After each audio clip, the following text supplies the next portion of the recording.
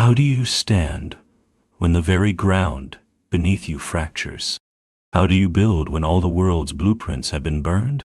You look outside and see a shattered world, a kaleidoscope of chaos, of broken promises, of fleeting values. The common response is to despair, to seek shelter in distraction, or to become another jagged piece of the chaos yourself. But the Stoics, who lived through plagues, wars, and the collapse of empires, offer you a different path.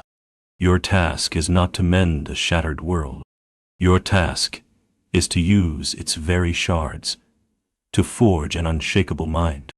First, you must choose to build your fortress on a different ground. The world builds on the sand of externals: wealth, status, the opinions of others, the promise of tomorrow's peace. This is why it shatters. You must make the ruthless decision to build elsewhere. Your foundation must be the bedrock of the internal, the only territory you truly command. This is your inner citadel. You must pour your energy, not into controlling the storm, but into reinforcing your own walls. This begins with a profound shift in focus. You turn your gaze inward. You start the great work of mastering your judgments, disciplining your desires, and fortifying your will. While the world is frantically trying to glue its broken pieces back together, you are quarrying stone from the mountain of your own soul. Second, you must wield the dichotomy of control as a commander's blade. In a shattered world, information is a torrent of noise and fear. The undisciplined mind tries to process it all, becoming overwhelmed and paralyzed.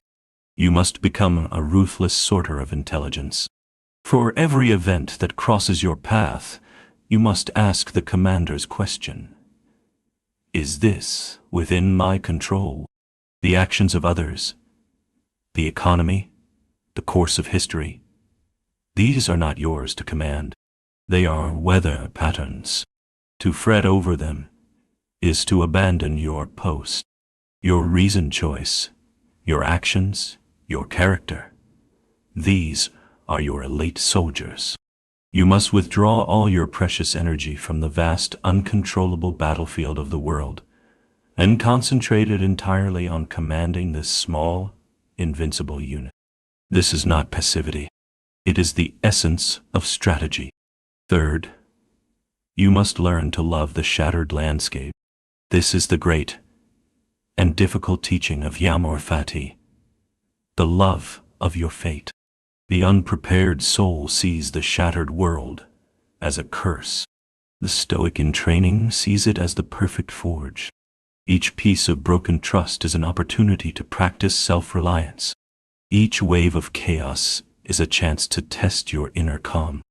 Each setback is a lesson in resilience. You must choose to see that the world is not breaking you. It is breaking joy for you. It is providing you with the endless raw material needed to practice virtue. As Marcus Aurelius reminded himself, the impediment to action advances action. What stands in the way becomes the way. The shattered world is not your obstacle. It is your ultimate training ground. Fourth, you must anchor yourself to an unbreakable standard: virtue. In a world where all external values are in flux, where truth is relative and honor is a commodity, you must have a true north. That true north is virtue: courage, justice, temperance, and wisdom. This is your gold standard when all other currencies have failed. When you are lost in the fog of uncertainty, you ask, what is the courageous action? What is the just action? When you are tempted by despair, you ask, what would a wise person do right now? This standard does not depend on the state of the world. It is unshakable because it is entirely yours.